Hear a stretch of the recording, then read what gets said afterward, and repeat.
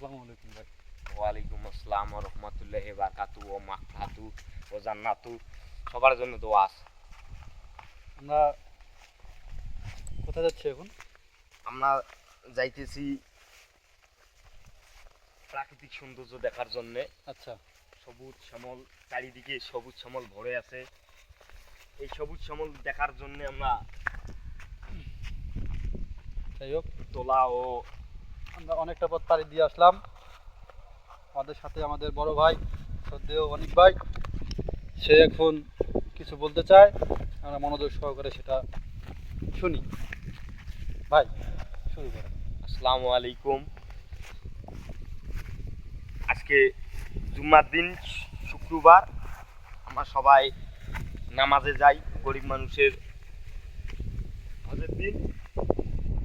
আজকে এত সুন্দর বাতাস, এত সুন্দর সবুজ শ্যামল আবহাওয়া, এদিকে ধান খেত, এদিকে ভুট্টা খেত, চারিদিকে এই সবুজ শ্যামল, আমার অনেক ভালো লাগতেছে। সামনে পুকুর আছে, অনেক ভালো লাগতেছে। আজকে শুক্রবারের দিন, সবাই আমরা নামাজে আসি, সবাই নামাজ পড়ি, এটাই।